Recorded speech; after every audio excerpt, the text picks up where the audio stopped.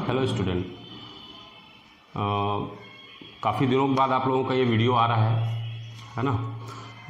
कुछ काम की वजह से मैं थोड़ा सा बिजी हो गया था। अब आपका कंटिन्यू वीडियो आने वाले हैं, है ना। आज हम लोग जो लास्ट क्लास छोड़े थे उसके आगे पढ़ने जा रहे हैं। आपका चैप्टर का नाम है अकाउंटिंग इक्वेशन, है ना।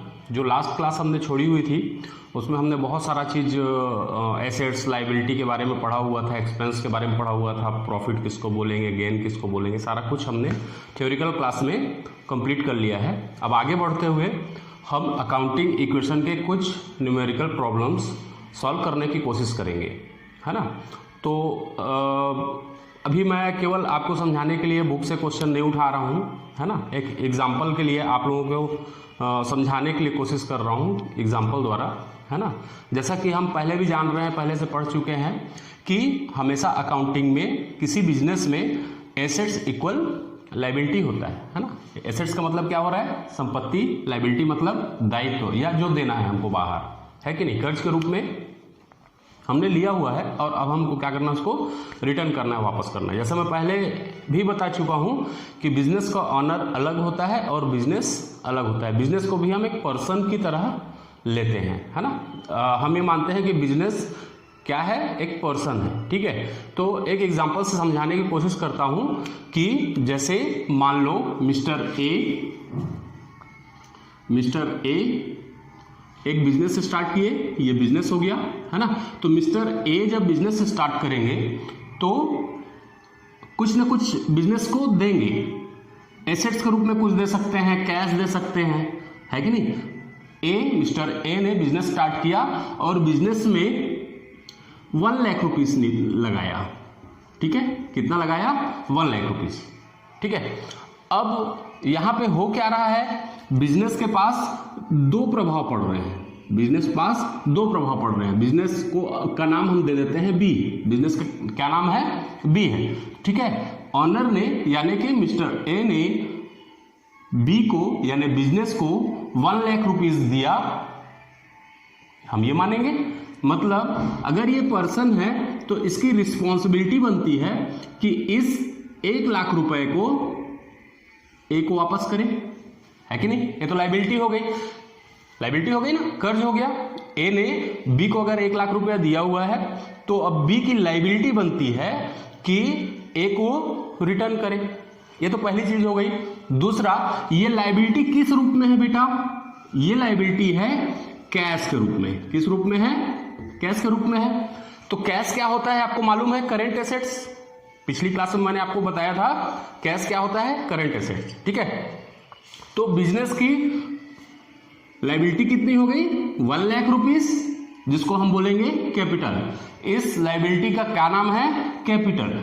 और बिजनेस के पास क्योंकि कैश आया है इसलिए कैश क्या है, एसेट्स है कि नहीं। अगर हम इसको इक्वेशन में शो करें तो फिर कैसा करेंगे, है कि नहीं। तो मान लो एक क्वेश्चन आया, बिजनेस स्टार्टेड विथ कैश, ठीक है। बिजनेस स्टार्ट हो रहा है कैश के साथ और ए ने बिजनेस में 1 लाख रुपए लगाया, ठीक है। तो इसके लिए हम ऐसा ही करेंगे। यहाँ पे बुक आप अगर ओपन करेंगे तो यहाँ पे लाइन खींची होगी, लाइन के अंदर ही लिखा होगा assets equal liability plus capital, ऐसे करके दिया हुआ है। तो जरूरी नहीं है कि हम लाइबिलिटी के साथ प्लस और कैपिटल भी लगाएं, है कि नहीं, उसको अंडर में भी रख सकते हैं हम, ठीक है। तो यहाँ पे एक ऐसा खींच लेते हैं, आपके बुक में आप लोग देखेंगे ऐसा ही लाइन खींचा हुआ है, क्लियर है। तो यहाँ पे हम सबसे पहले ये क्या रहेगा, आपका पर्टिकुलर वाला कॉलम रहेगा।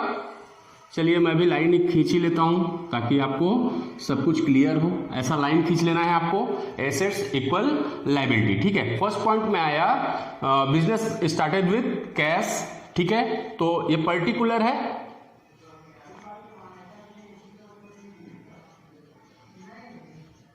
ठीक है। पर्टिकुलर में हम फर्स्ट पॉइंट लिखेंगे ऐसा, है ना। यहां पे लिख लेते हैं स्टार्टेड बिजनेस विथ कैश, ऐसा हमको क्वेश्चन को ही लिख लेना है। आपके बुक में क्वेश्चन दिया होगा उसी को हम ऐसा लिख लेंगे, ठीक है। तो फर्स्ट पॉइंट में क्या दिया है, स्टार्टेड बिजनेस विद कैश। तो हमारे पास एसेट्स के रूप में क्या आया बेटा, कैश आया। तो एसेट्स के नीचे हम कॉलम में लिख लेते हैं कैश, ऐसा करके हम एक कॉलम बना लेंगे और यहां पे प्लस लगा लेंगे, ठीक है। हमारे बिजनेस में क्या आया, कैश आया। कितना आया भाई, 1 लाख, यहां पे रख देते हैं हम 1 लाख। प्लस के नीचे हमको क्या लगाना है, प्लस लगाना है, ठीक है। ये तो हो गया, एसेट साइड हमने लिख दिया। अब इक्वल लगा है तो यहां पे हम इक्वल भी लगा लेंगे, क्लियर है। बिजनेस के पास आया 1 लाख रुपीस कैश, तो लायबिलिटी भी बनी, यानी बिजनेस वापस करेगा बिजनेस में पैसा लगाने वाले को, तो ये लायबिलिटी बन गई। कर्ज है बिजनेस के लिए, इसलिए इस लायबिलिटी का क्या नाम है, इस लायबिलिटी का नाम है कैपिटल। क्या लिखेंगे हम इस यहां पे, कैपिटल, ठीक है। कैपिटल कितनी हो गई, 1 लाख। बेटा कैपिटल क्या है, इसके पहले की वीडियो मैंने क्लियर कर लिया है, ठीक है। आप लोग अगर भूल गए होंगे तो पुरानी वीडियो बिल्कुल देखें, क्लियर है। तो यहां पे हमारा इक्वेशन 1 लाख रुपए हमारे पास बिजनेस में कैश आया है और ये 1 लाख रुपए हमारे लिए कर्ज है, क्योंकि बिजनेस के ऑनर ने हमको दिया है, ठीक है, हमको दिया है, इसलिए ये कैपिटल है और बिजनेस के लिए कर्ज है, क्लियर है। फिर उसके बाद मान लो ये कैश तो आ गया, अब हम कोई गुड्स परचेस कर रहे हैं, ठीक है। सेकंड नंबर पॉइंट में अगर मान लो दिया हुआ है परचेस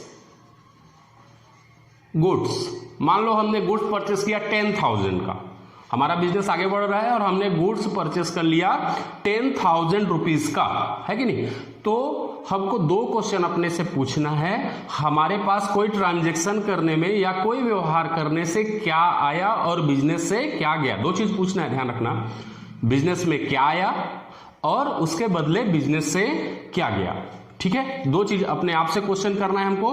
तो अगर हम परचेस गुड्स, हमारे पास क्वेश्चन दिया हुआ है, हमने परचेस किया गुड्स, तो हमारे पास क्या आया बेटा, सिंपल है, गुड्स आएगा।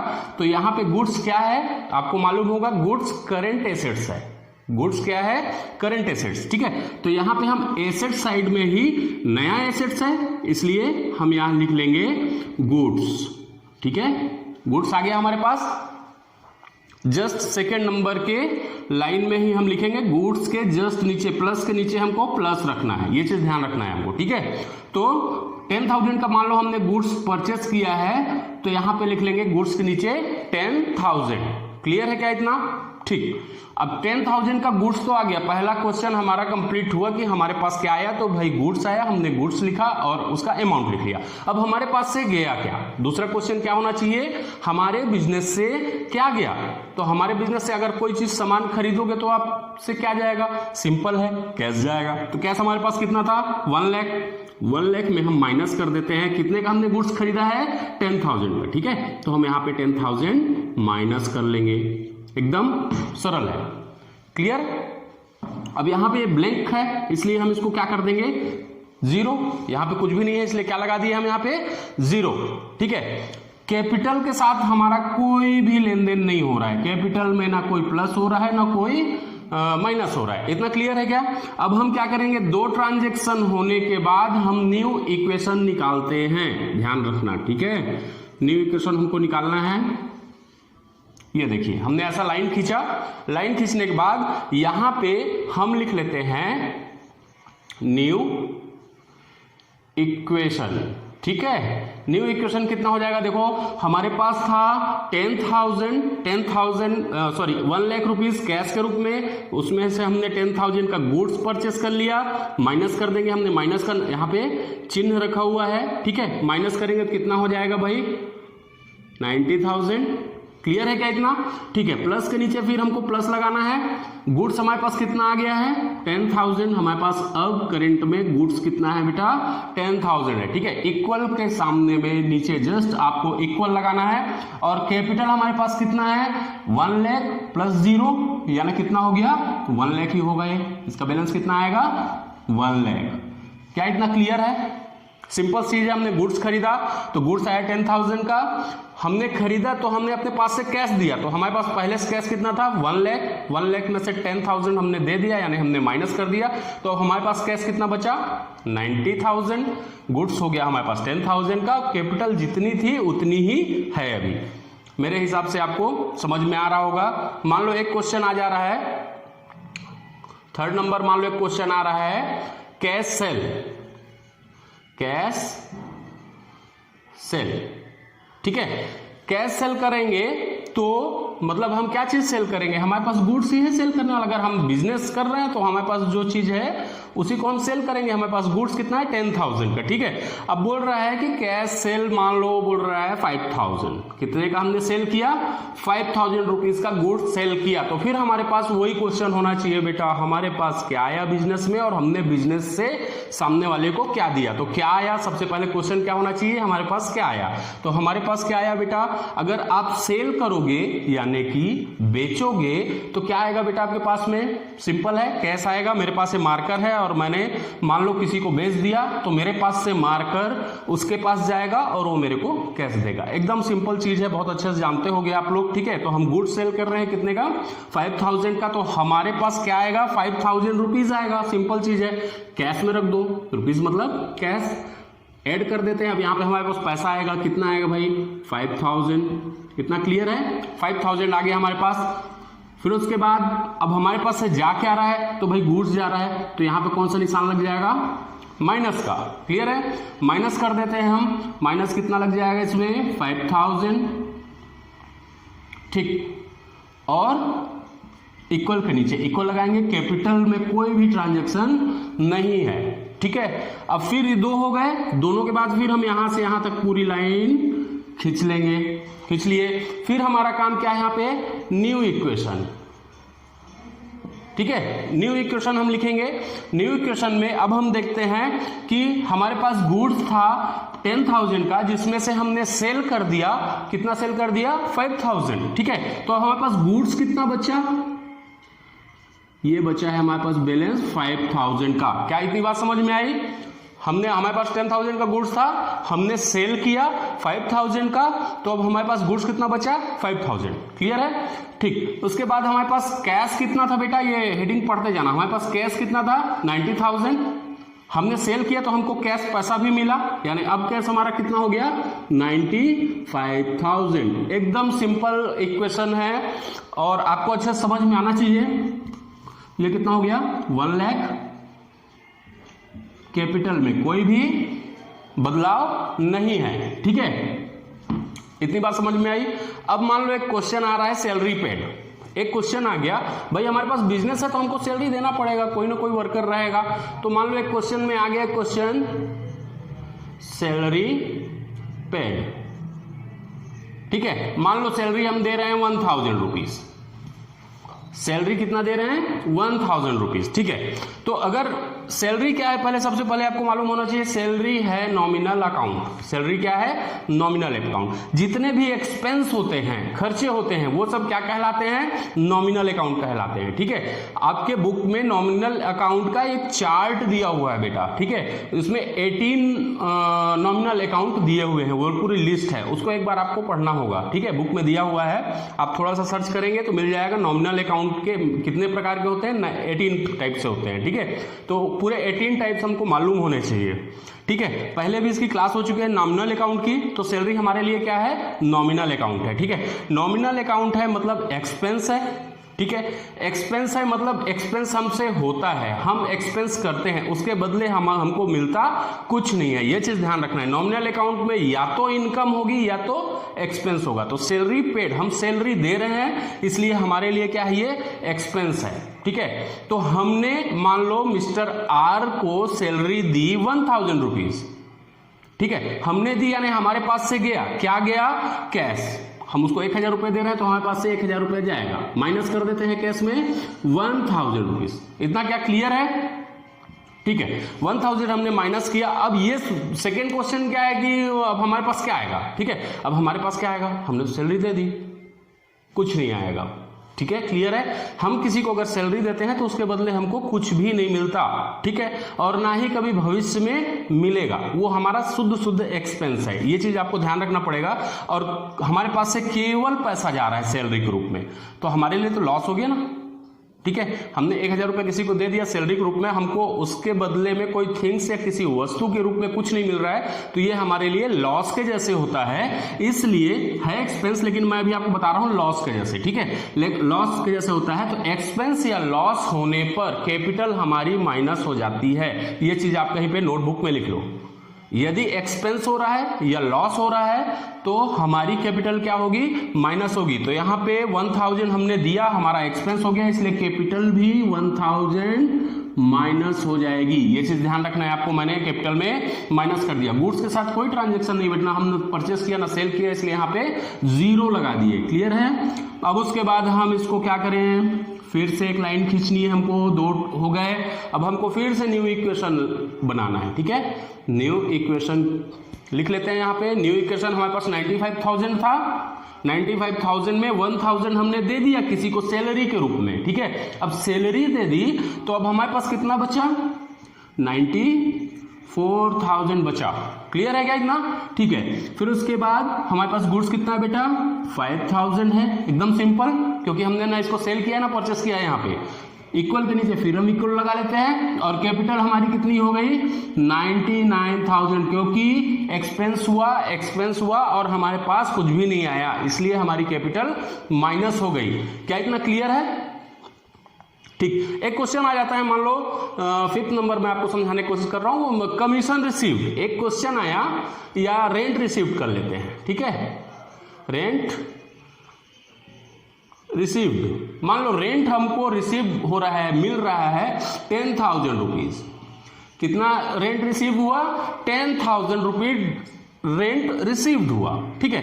अब रिसीव्ड हुआ तो हमारे पास, रिसीव्ड हुआ मतलब हमको मिला, रेंट के रूप में क्या मिला होगा बेटा, कैश मिला होगा। रेंट अगर हम कहीं किसी से लेते हैं, किराया किसी से लेते हैं, तो हमको क्या मिलता है, पैसा मिलता है, इसलिए कैश में हमको ऐड करना पड़ेगा।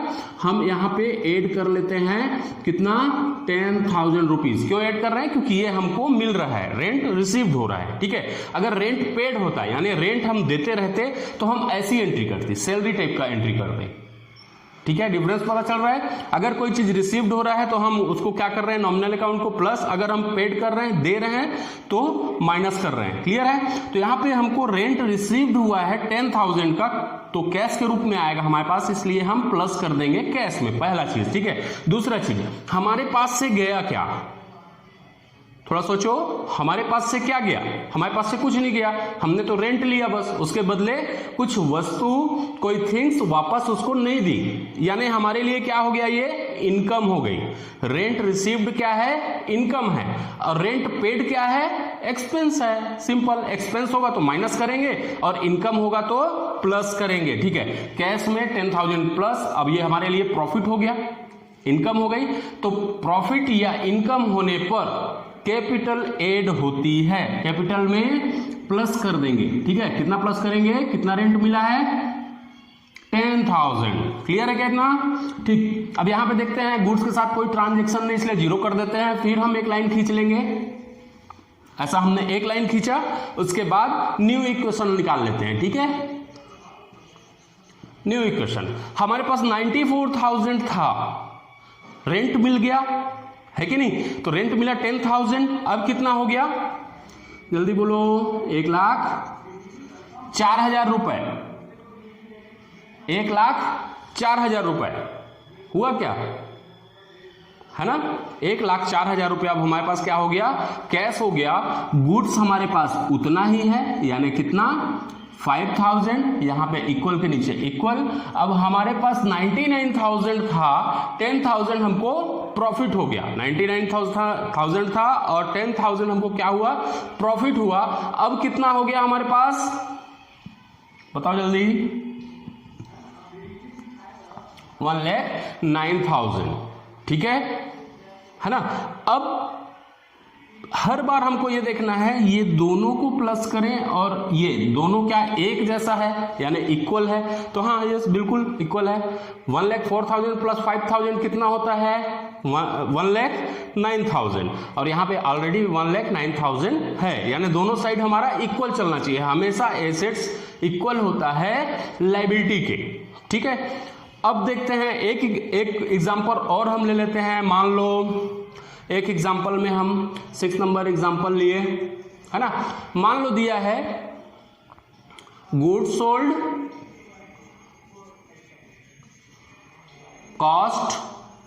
कॉस्ट मान लो दिया है 2,000, लेकिन हमने सेल कॉस्ट कितनी है उसकी 2,000 और हमने इसको सेल किया 4,000 में।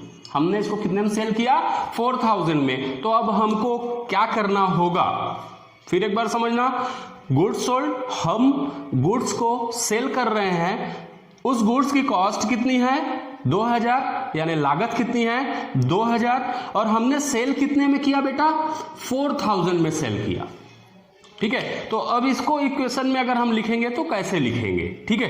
तो देख लेते हैं, हमने गुड्स सेल किया ये तो ठीक है, कॉस्ट 2,000 ये भी ठीक है, हमको मिला कितना 4,000, हमको क्या आया कैश आया। पहला क्वेश्चन हमको क्या आया, सेल करेंगे तो कैश आएगा। अब कितना आ रहा है 4,000 आ रहा है, इसलिए कैश में हम ऐड कर देंगे 4,000 रुपीज, ठीक है। अच्छा अब गया क्या, गया तो भाई हम सेल कर रहे हैं तो गुड्स ले जाएगा, सिंपल चीज है, गुड्स गया, ठीक है। तो गुड्स कितने का गया, तो उसकी कॉस्ट कितनी है बेटा 2,000, हमने 2,000 के गुड्स को सेल किया था। ये बात अलग है कि हमने 4,000 में सेल किया था, ठीक है, लेकिन हमारी कॉस्ट क्या है 2,000, तो हम यहां पे कॉस्ट को लिखेंगे, ठीक है। तो हमारे पास हम सेल कर रहे हैं तो हमारे पास से गुड्स जाएगा, इसलिए 2,000 हम यहां पे क्या कर देंगे माइनस। इतना क्लियर है क्या, ठीक। अब देखो 2,000 कॉस्ट का गुड्स हमने 4,000 में सेल किया, ठीक है। तो हमको यहां पे क्या मिल रहा है प्रॉफिट मिल रहा है बेटा, कितने रुपए का प्रॉफिट मिल रहा है 2,000 रुपीज का। प्रॉफिट इनकम होने पर हमारी कैपिटल ऐड हो जाती है, उतनी ही ऐड होगी जितना की प्रॉफिट हुआ है। हमको प्रॉफिट कितना 2,000 का गुड्स था, 4,000 में बेचा, प्रॉफिट हुआ 2,000, तो कैपिटल में 2,000 हम ऐड कर देंगे। इतनी बात समझ में आई, ओके। अब हम फिर से इक्वेशन निकालेंगे, न्यू इक्वेशन निकाल लेते हैं, यहां लिख लेते हैं न्यू इक्वेशन, ठीक है। अब हमारे पास 1,04,000 था कैश, 4,000 का हमने गुड्स सेल कर दिया, तो अब हमारे पास कितना आया 1,08,000, ठीक है, प्लस 5,000 का गुड्स था, 2,000 कॉस्ट का गुड हमने सेल कर दिया, तो अब हमारे पास गुड्स बैलेंस कितना बचा है 3,000, हमने माइनस कर दिया यहाँ पे, ठीक है। इक्वेशन लगा लेते हैं, यहाँ पे इक्वल कर देते हैं। 1,09,000 था हमारे पास पहले, 2,000 का हमको प्रॉफिट हो गया, तो 1,11,000 रुपीज हमारे पास बचा, 1,11,000 रुपीज। अब हम देखेंगे लास्ट में ये दोनों को टोटल करेंगे तो इसके बराबर होगा कि नहीं, आप लोग टोटल कर सकते हो। ये 3,000 इसमें प्लस करोगे तो 1,11,000 हो जाएगा, और इधर 1,11,000 ऑलरेडी हमारे पास है। तो इस इक्वेशन से ये प्रूफ हो रहा है कि हम कोई सा भी ट्रांजेक्शन करें, हमको प्रॉफिट हो या लॉस हो, या कोई हम एसेट्स परचेस करें या एसेट्स सेल करें, जो भी करें हम बिजनेस के अंदर, लेकिन हमारे बिजनेस का जितना एसेट्स रहेगा उतनी ही उसकी लायबिलिटी भी रहेगी, ये एकदम फिक्स है ना। अगर मान लो दोनों में डिसबैलेंस होता है, मान लो यहाँ पे 1,00,000 रुपया होता और यहाँ पे 1,11,000 रुपया होता, मतलब मैंने यहाँ पे कुछ ना कुछ गलती की, इसका मतलब ये निकलता, ठीक है। लेकिन अगर एसेट्स और लायबिलिटी दोनों एक जैसा आ रहा है, सेम वैल्यू का है, इक्वल है, तो इसका मतलब ये है कि हमने जो कुछ भी यहाँ पे इक्वेशन बनाया हुआ है वो सब एकदम सही है। ऐसा बना के आप चेक भी कर सकते हो आप सही बना रहे हो कि गलत बना रहे हो, ठीक है। इसको बनाने के बाद एक बैलेंस शीट बनती है, ठीक है, उसको मैं बताने वाला हूं, पहले आप इसको अच्छे से समझिए, देखिए